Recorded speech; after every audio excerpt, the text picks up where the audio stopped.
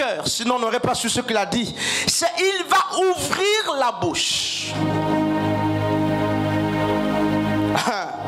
Et il ne va pas maudire. Parce que rappelez-vous dans Matthieu chapitre 5 là-bas, il avait déjà dit aux apôtres, bénissez ceux que vous maudissent. Jésus avait dit ça au matin de son ministère. Il a dit ça dans ses enseignements. Bénissez ceux qui vous font du mal. Faites-leur du bien. Priez pour eux. Priez pour eux. Priez pour eux. Pour qui? Ceux qui vous haïssent. Pour vos ennemis. Pour vos ennemis. Ennemis. Ennemis, frères et sœurs. La Bible dit, tu dois, lorsque tu prends tes temps de prière, prendre au moins un temps aussi que tu consacres pour cet ennemi-là. Frères et sœurs. Et lorsque Yeshua à la croix, il se rend compte qu'il doit vivre sa propre prédication. Ce qu'il dit, il a dit au matin de la prédication dans Matthieu 5, bénissez ceux qui vous haïssent, priez pour eux, faites-leur du bien. Et il a en face de lui les ennemis, les Romains, les gens qui sont en train de le crucifier. Qu'est-ce qu'il fait? Il va dire, Père, pardonne-leur. En vérité, dans notre saison, dans notre âge, les personnes qui parlent au même langage que Yeshua ont disparu, complètement disparu. Très souvent, c'est même au pied de la croix qu'on arrive à pardonner. Mais le niveau où le paroxysme du pardon, c'est à la croix. Frère, lorsque tu t'es rendu compte que mais le frère à côté de moi, il en veut à ma vie. C'est ça, ce qu'il fait, c'est pour me nuire. C'est là que tu dois pardonner. Pas dans les jeux de cure, les pardons des jeux de cure, les petits pardons de jeux, les jeux de pardon là, tout ça. C'est facile, même les mondains peuvent faire ça. Et le pardon sur les païens. Il n'est pas le pardon divin là. Il dit pardonne-leur car est une conjonction de coordination, de causalité. Il dit pourquoi le Père doit leur pardonner? Il dit car. Mais où est donc ornicar, les conjonctions de coordination? Le car là vient exprimer la cause. Pourquoi le Père doit pardonner ceux qui crucifient le Fils? Parce que leur action est le résultat de leur ignorance. Il dit, ils ne savent pas ce qu'ils sont en train de faire. Donc Yeshua disait qu'ils sont en train de travailler d'une manière voilée. Ils me clouent sans connaître ce qu'ils sont en train de faire. C'est pourquoi il est inadmissible pour moi de prendre un enfant d'un an qui ne sait pas ce qu'il est en train de faire, même s'il me manque de respect. C'est inadmissible que je le maudisse. Pourquoi? Il ne sait pas ce qu'il fait.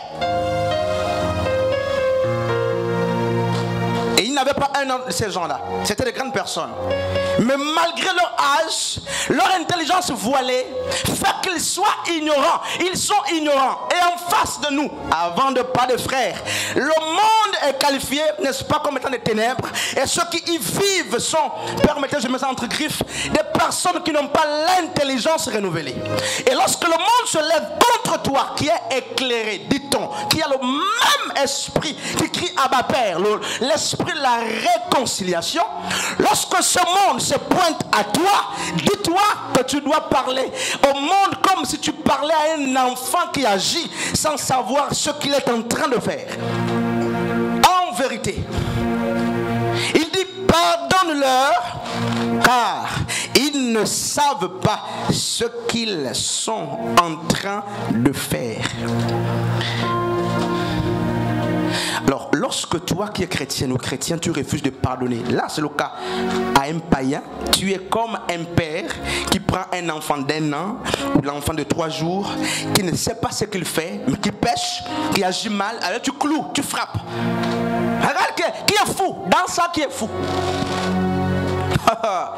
Frères et sœurs, le père exprime sa démence s'il s'en prend à un enfant qui ne sait pas ce qu'il est en train de faire.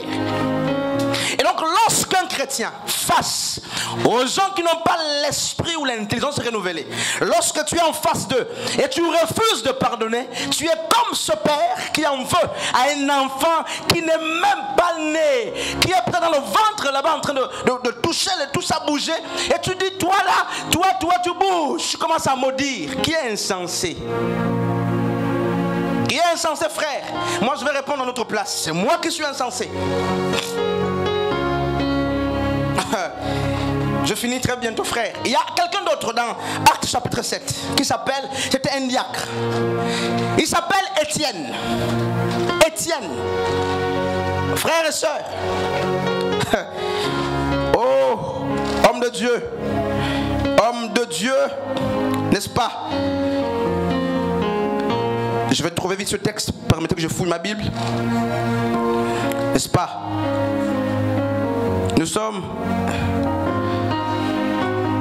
dans Actes chapitre 7. À partir du verset 57. Je vais lire. Ils se précipitèrent tous ensemble sur lui. C'est Étienne. Le traînèrent hors de la ville et le lapidèrent. Puis, s'étant mis à genoux, il se cria d'une voix forte: Seigneur, ne leur impute pas ce péché.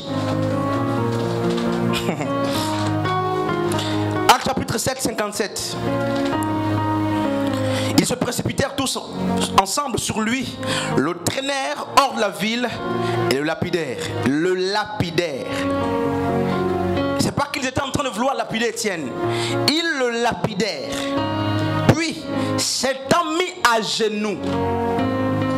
Donc, c'est pas la pression de Pierre qui a mis Étienne à genoux. Parce que la position à genoux, c'est une position d'adoration. Étienne n'est pas seulement resté sur les premières paroles qui disaient pardonne-leur ou ne leur impute pas le péché. Étienne s'est mis à genoux. Lorsqu'il était en train d'être lapidé, la Bible dit Étienne le diacre. Pas le docteur, pas le pasteur par essence, pas l'évangéliste, pas le prophète. Non, diacre Étienne. Parce que les diacres étaient des personnes remplies de l'Esprit de Dieu, de qui on avait un bon témoignage et des hommes qui avaient la foi. Étienne faisait partie de ces grands diacres, comme Philippe. Et la Bible dit que les pierres étaient en train de venir sur Étienne. Qu'est-ce qu'il a fait? Frère, au-delà des douleurs, un des premiers gestes qu'Étienne a fait, c'est de se mettre à genoux. Alors toi, quand on te lapide, là, qu'est-ce que tu fais quoi? Quelle est la première chose que tu fais? Maman Anne dit que maman Sandine dit on rend. Hein, frère te dit tu fais comment là?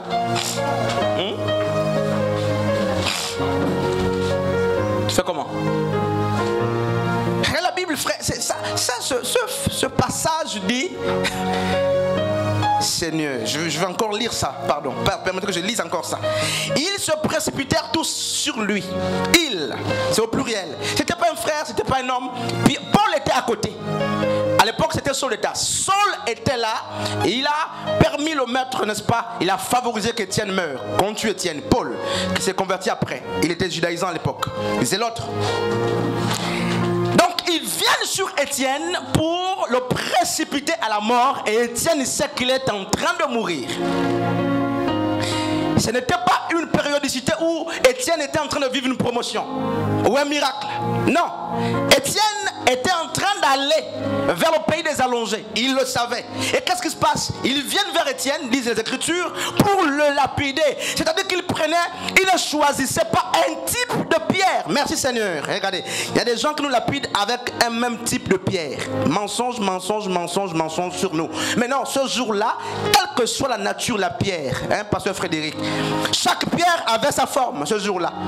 Hein, ma Sandrine, vous voyez ce que Dieu dit là? Calomnie, insulte, mensonge. Donc les pierres qu'on trouvait, on l'a envoyé sur Étienne, un innocent. Alors il prend la forme d'autrui, il a volé. Donc toutes les formes de pierres là représentent aussi les formes d'accusation qu'on portait sur Étienne. Et qu'est-ce qui se passe, frère? Étienne, parce que c'est un homme de foi. C'est pourquoi le pardon, il est spirituel. C'est un homme rempli du Saint-Esprit et de qui on rendait un bon témoignage. La Bible dit qu'il va se mettre à genoux. Si on détache cette expression, Étienne adore Dieu. Il est en train d'adorer Dieu. Quand ce n'est pas dans la maison, c'est que la pierre vient, la pierre, on lance la pierre, il bénit le Seigneur. Et ma Sandrine, ça là, ces chrétiens-là, en vérité, et je ne sais pas si ça encore là chez nous là, ou bien ailleurs, mais en vérité, si vous voulez, on prend un peu de pierre, même pour faire semblant, on lapide un frère. Là, il peut même s'énerver, il va insulter tous les autres ici même. Oh. Seigneur, à quel moment est-ce que tu te mets à genoux? Toi-même, dans ta vie. Là, Étienne s'est mis à genoux alors qu'il était en train d'être lapidé. Donc, il adore Dieu. Et qu'est-ce qui se passe? Dans l'adoration, il reconnaît la personne de Dieu. Il bénit le Seigneur. Donc, il y a la bénédiction alors qu'il est lapidé. Il loue. C'est pas le ventilateur où nous sommes là, dans les murs, on est là, on loue en paix. C'était le temps de la tribulation, du cessationnisme. Le temps où il y avait la tribulation et les apôtres étaient menacés. Ça, c'est après Yeshua, acte des apôtres. Ça, c'est lui qui raconte l'histoire. Tu vois comment tu loues? J'ai vu les gens louer là ce matin, frère. C'est pas ça la louange, c'était pas ça. Ça, c'est la louange des estrades. Ça, là, tout le monde peut faire ça. Hein? Là, on te programme même pour louer. Ici, là, la louange, on ne te programme pas. C'est les pierres qui te font louer. Hein, pasteur Frédéric? Il n'y a pas de programmation que demain c'est Sharon qui chante. Il n'y a pas ça? Ah, Seigneur. Qu'est-ce qui a inspiré l'adoration d'Étienne? Les pierres. Frère, qu'est-ce qui t'inspire à adorer? Hein, frère? Qu'est-ce qui t'inspire à louer? Qu'est-ce qui t'inspire à écrire pour Dieu, à méditer? Ma Bible me dit, Étienne, qui n'avait peut-être pas prévu se mettre à genoux ce jour, s'est mis. Et qu'est-ce qui l'a motivé? Frère, ce sont des pierres. Et Manadia, c'est Manadia, non? Maman qui là? Maman Marcel, pardon. Maman Nadia,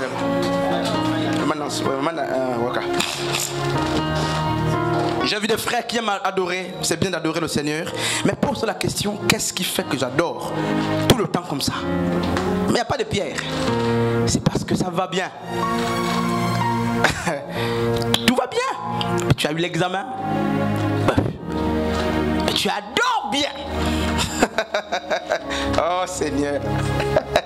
Mais Dieu te regarde et sait qu'il ne peut pas juger ton niveau d'adoration sur cette base. Même les païens savent faire ces choses. Tu as eu un emploi et tu deviens comme un modèle. Vous savez, il faut adorer le Seigneur. Parce que tu parles là, tu as un emploi. Dieu est bon en toutes choses. Aimer Dieu.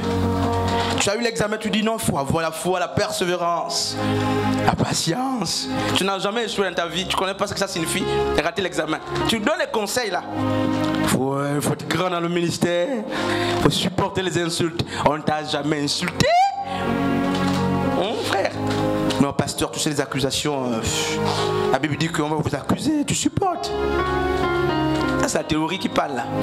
La vraie théorie, frère. Toi-même, tu vis ça là, je ne sais pas comment tu vas te comporter, hein, frère, sœur. Et après Étienne, parce qu'il avait le même esprit que Yeshua, donc Jésus, il va faire comme Jésus a fait. Paul a dit, n'est-ce pas, soyez mes imitateurs comme je suis moi-même imitateur de Christ. Et dans Ephésiens 4, à partir du verset 13, 12 à 13, il dit quoi? L'objectif pour nous, c'est quoi, frère? C'est que nous soyons à l'image de la personne de Jésus-Christ. On doit se parfaire pour atteindre la stature parfaite de Christ. Étienne avait le même esprit que Jésus. C'est pourquoi il parle le même langage que Jésus, dans les mêmes conditions que Jésus. Frère, je vais répéter ce passage-là. Étienne avait le même esprit que Jésus. Donc l'esprit qui crie Abba Père, l'esprit de la réconciliation. C'est pourquoi, dans les mêmes conditions que Jésus, il parle le même langage que Jésus. Alors si tu as l'esprit de Jésus, en réalité tu dois parler le même langage que lui, dans les conditions similaires. S'il a été calomnié, regardez ce qu'Ésaïe 53 dit. Il a été conduit, n'est-ce pas, comme on conduit une brebis, un agneau vers une boucherie. La Bible dit qu'il n'a... Écoutez, ma Bible me dit là, dans ma version, on dit qu'il est resté muet. Ça c'est dans ma version. Muet, Jésus est resté muet. Comme il disait, les gens disent ici, j'ai écouté ça là. Oh non, tu restes mieux, on va t'accuser. Tu es permettez le mot là. C'est le maboulisme ou quoi? Comment on t'accuse, tu ne parles pas? La foi, c'est pas le bruit. La foi, c'est pas dire viens, je te montre mes arguments. J'ai des arguments contre arguments. La foi de Jésus ce jour-là a fait qu'il reste silencieux. Et la sagesse humaine dira non, donc c'est lui le coupable. Non, mais il n'y a rien là-bas. Non, Jésus est resté silencieux pour dire faites ce que vous devez faire. Alors Étienne, après avoir adoré, pendant qu'il adore, il pense au vave, la réconciliation. Il sait que Jésus, par son sacrifice, a réconcilié le ciel et la terre. Frères et sœurs, regarde la croix, c'était le bois. Le bois, c'est la terre, c'est la nature, n'est-ce pas? Jésus était de nature divine et il va réconcilier deux mondes, la terre et le ciel. Étienne, dans les conditions de souffrance, va réconcilier ceux qui le clouent avec la personne de Dieu. Père, pardonne-leur. En fait, c'est ce qu'il a dit. Quand il dit ne leur impute pas ce péché, il disait pardonne-leur. Mais il savait qu'il était en train de mourir. Regarde-toi, je m'arrête quelque part. Regarde-nous. Tu pries, tu pries, tu pries, tu adores, tu loues. Rien ne passe. Écoute, le Seigneur te rappelle que le pardon est la nature de Dieu. C'est pourquoi ne peut manifester. Je ne parle pas de pardon naturel. Je parle du pardon divin qui est spirituel. Lorsque les hommes arriveront à manifester ce pardon, ils ont la nature. Vous aurez compris qu'ils ont la nature de Dieu. Parce que Dieu par essence réconcilie. Dieu par essence pardonne. Et lorsqu'une vie n'a pas de pardon, frères et sœurs, une vie sans pardon, regardez, c'est comme si tu avais fait des nœuds, littéralement, plusieurs nœuds que tu attaches comme ça. Tu attaches. Une femme, ça c'est une collègue au travail qui m'a raconté ça, avait vu son mari en adultère dans son lit conjugal, le lit conjugal. Plusieurs fois, elle a réprimandé le monsieur, le mari. Et le mari ne comprenait toujours pas. Il allait en villégiature, il allait comme ça, il continuait. Et elle va décider justement de punir sévèrement le mari. Le mari fait ce qu'il veut et la femme aussi fait ce qu'elle veut. Et entre-temps, le mari qui s'était donné déjà plus que la femme, va aller très loin dans le péché. Très loin dans le péché. Parce que la femme a fait fermer le cœur. Et la femme aussi va aller dans le péché. Pendant ce temps, elle a un copain, mais pas comme le mari. Le mari avait beaucoup, parce qu'il était comme ça, beaucoup de copines. Et la femme, c'est pendant la période du Covid. La femme va tomber malade. Quand elle tombe malade, on a administré tous les soins. Rien ne marchait. Rien ne marchait. On a fait toute la thérapie. On a tout fait. Les scanners, rien. Rien ne passait, frère. Les médecins étaient hypnotisés. Mais stupéfait, bloqué. La science est restée silencieuse devant ce cas. On ne voit rien, mais on sait qu'elle est mourante. Qu'est-ce qui se passe? Frères et sœurs, la famille se met à pleurer. Les enfants se mettent à pleurer. Même le mari, le pauvre mari se met à pleurer. Et la femme dans la nuit, n'est-ce pas, va être conduite dans un profond sommeil. Elle va aller dans une vision. Et quand elle arrive dans le trône de Dieu, dans la vision, elle est devant le trône de Dieu. Frères et sœurs, écoutons l'histoire. Dieu l'amène devant le trône, il y a un jugement. Et son tour arrive. Quand elle vient, mais Dieu dit, mais